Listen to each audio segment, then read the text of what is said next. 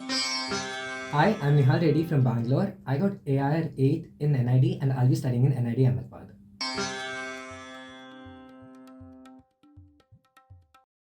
I mean, I knew that I did pretty well, but then 8 is still pretty overwhelming. And I think I was on a call with my friend and I literally yelled when the results came and I opened it and checked it.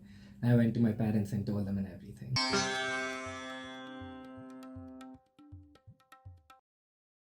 Initially, I didn't actually do anything much. It's just my everyday drawing it's not even everyday, it was just like hobby drawing. But then towards the end, I increased it multifold. I did like 3 to 4 hours of practice every day. And I did have weeks when I couldn't do practices because you do get very burnt out after some time. So it keeps shifting. I didn't have a regular schedule, but I did draw at least up to like 3, 4 hours a day towards the last 2 months.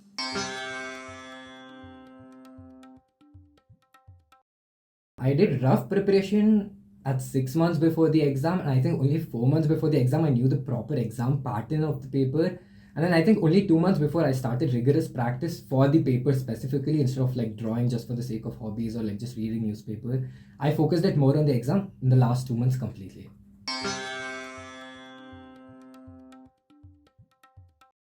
I obviously had to do all the normal perspective human anatomy sketching. Other than that, I read a lot of books and comics, and like I'm not someone who can keep drawing all the time. So I used to like play series or animes and like used to pause it at a point and like keep that 10 minutes timer and draw it and then continue watching the series. Because I can't always keep drawing the same way, it keeps boring me out. So I need to find interesting ways to make it more interesting. So I started drawing things for people, started learning new methods. It doesn't always have to be practicing for the paper in specifically. Like you can start learning new mediums, try watercolors. Though it doesn't help for the paper, you're indirectly still working your creative muscle. So that's all matters mainly.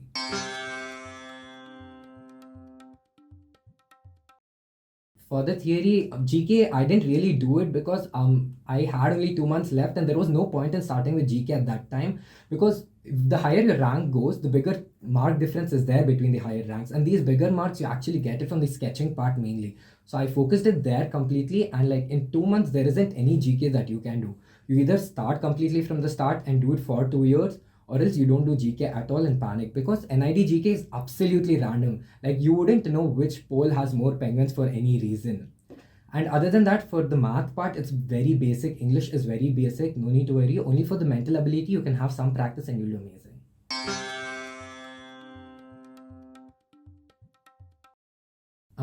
Not really. I'm gonna be honest. I don't read a newspaper. Also, I have no idea what's going on in the world. There's only like 4 to 5 questions of GK, and I think I got two correct by guessing, and one of them was the Olympic logo. And like logos, you just observe the world around you, and like the observation actually helps a lot in the GK part. At least the logo based and picture based stuff.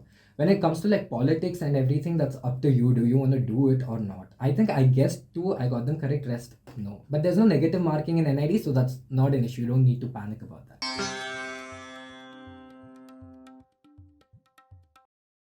For the mains, there's it's very random, it's very unexpected. You don't know what they'll ask you.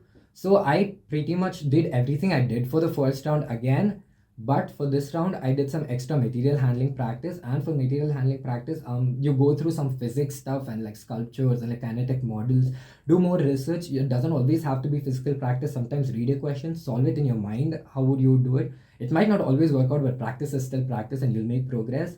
And it's always better to have something about yourself always done, maybe an artwork or a model about yourself and how you'll do it, because that's almost always asked in round two.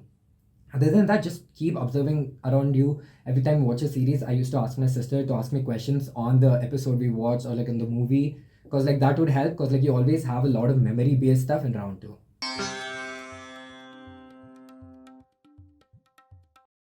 Yes, definitely. I tried a lot of things because of round two. I've never even tried doing anything with straws or like rubber bands, but because of round two, I actually explored a lot more, and this actually opens a lot more doors, material wise. Like you can expand your artistic abilities, you can improve your creativity when you're actually forced to use lesser materials. You're forced to go outside the box and see how you can solve these questions. First time it seems impossible, but then like eventually you get used to the materials and you get to explore a lot with them and you find their new properties and everything.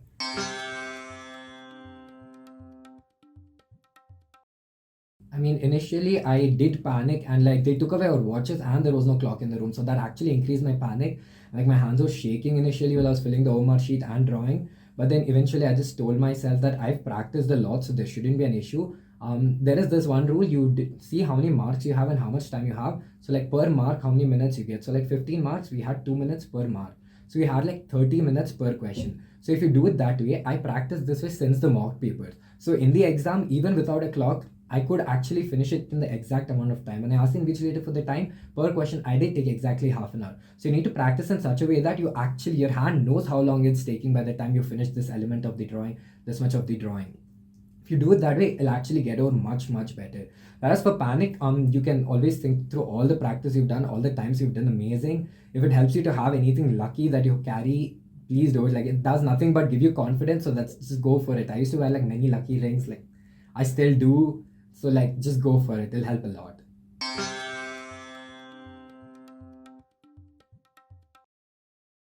During the mains, we had these huge speakers with a recorded voice that was like giving us the questions, and there used to be invigilators used to come and like take our papers and give the next one, which all felt like a reality show to me. I love watching reality show competitions, so I just put myself in those like footsteps. You're really forced to think creatively in a limited amount of time. So like I always wanted to be on these reality shows like Glow Up, Blown Away, RuPaul's Drag Race, MasterChef Australia, all these. I keep watching these, and some of these I specifically watched it for improving creativity.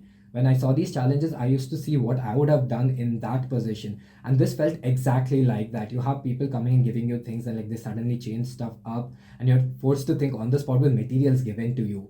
So it's very interesting, very fun. You just put yourself like you're in a game rather than an exam, and it goes very well.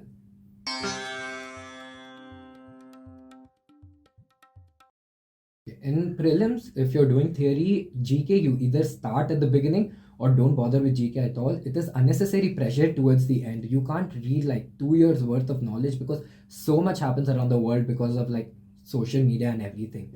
Whereas for like theory, math, English, and the mental ability part, you can just practice a few questions every day, maybe like 10 questions a day, and you are set. There's nothing to panic about that. Sometimes they'll give you extra tricky questions, but just take on it. There's nothing to it. It's just some common sense and thinking. Whereas when you go to the sketching part, the number of questions obviously varies every year. They want you to panic during the exam, and that is exactly what you're not supposed to do. And like if you have a perspective question, which you do almost all the time, make it observation based and don't try to put in too much creativity, because they want to see your perspective and not your creative ability. The rest of the questions most of the time, however, will be based on creative ability. Whereas if you have a comic question, they want to test your wit or humor sometimes, or you can have a deep hidden meaning.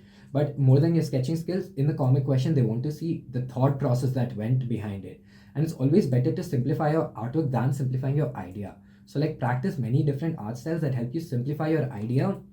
Not your idea, I mean simplify the artwork, the execution of the idea. So you have the same idea, but you need to be able to draw it in a simpler way. There's many YouTube videos about this: how to simplify anatomy, how to simplify your perspective, playing with shades and shadows instead of drawing the entire form. So you can learn such stuff to actually draw and imply what you want to do without getting anything away from your idea. This way you can actually get the same impact in lesser amount of time.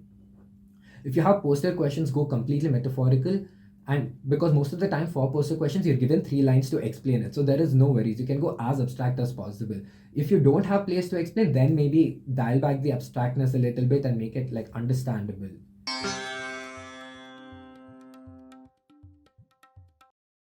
Start exploring stuff, gain more knowledge, start looking at things for creativity. I used to keep an encyclopedia that I used to go through 10 pages a day before sleeping, because like when you learn more about the world, there is more you can gain inspiration from and like copy things. Like nature is the perfect thing to copy from, how things balance and everything. And mostly in material handling, which carries most of the marks in round 2, it is based on things that you need to make balance and like figure out a way to make it aesthetic but still functional. All these things you can copy from nature's simple mechanisms, the past, the present, everything. So basically you should study as much as possible for round 2, but still be it in a creative way, and don't force yourself to like sit and study with books.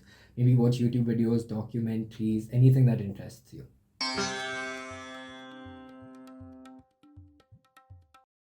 Yes, I did. I made a portfolio for all the private colleges initially, and NID also takes portfolio sometimes.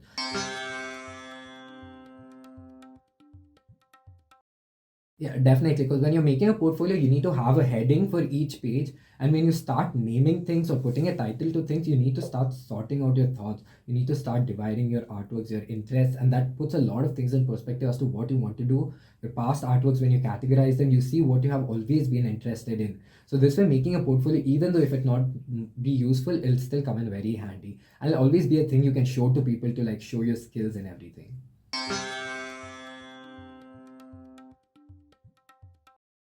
Um, Other than watch, I actually took all my art supplies. They didn't check anything. Just have a transparent bag and you can carry all your art supplies.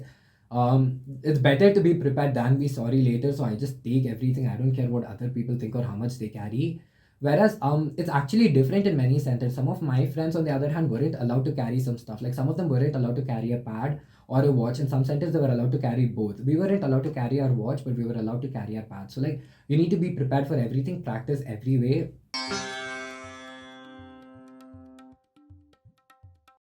Initially, yes, definitely, but like with a sufficient amount of practice and this thing confidence, it won't be actually anything. When you get the paper initially, your mind goes blank, obviously, so you feel it's very tough. But then when you see everyone scribbling and you need to do something too, you just go with the flow and it just comes to you because you have all that practice.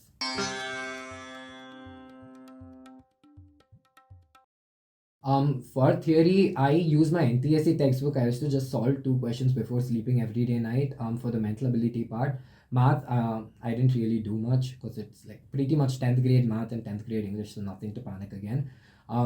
For drawing part, I saw a lot of YouTube channels. There's this one called Cynics, and there's a lot of other things. I don't remember the name, but you need to explore as much as possible on YouTube, preferably, or like books. You find a lot of resources. Otherwise, find teachers, seniors, try to copy artworks from Pinterest, and that's all. Everything's there online, so you don't need to spend anything on any of this.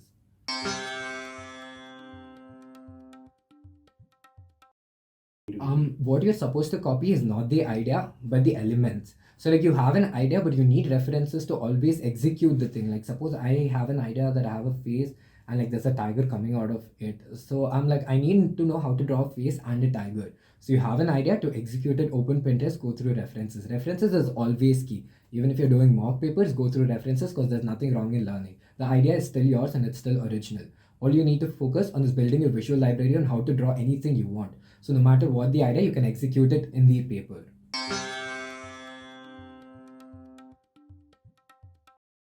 Before round one, I was definitely nervous because it's like my first major competitive. NID happens before all other competitive, so it's always the first exam. It does feel very new with so many people and they're like all dressed so differently because like you don't see design students very often when you go to like normal schools. So it does feel very overwhelming, but like you just stay calm, think back to all the effort you put in and how much this means to you. You can't mess this up because you have one chance at it. I mean, it doesn't mean you can't take a break here and again try, but like don't put that much pressure also on yourself. But don't let all the effort you put in go waste either just because you're nervous. So just tell that to yourself and you'll do well.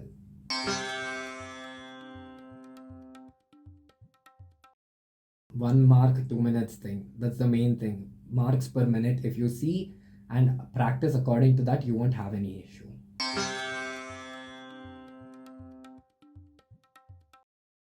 Round one, you will have no issues. You can use any medium. It'll be super thick. I think it's like the normal 300 GSM paper. I think it's slightly thicker than that also. So I use brush pens and it's printed on both sides, but still even brush pens or anything, they didn't bleed through. Whereas round two, on the other hand, was very bad. It was like normal A4 size, very thin sheets, and like whatever you do will smudge, go back, even your normal gel pen. So just be careful about that.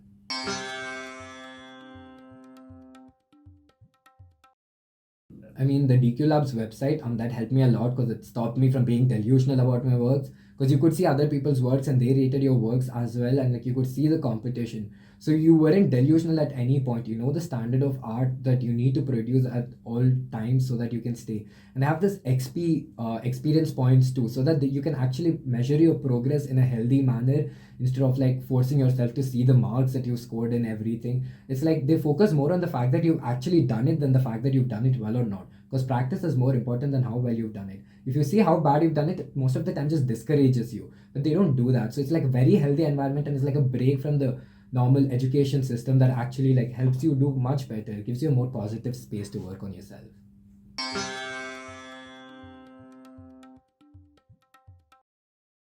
have fun while writing the exam.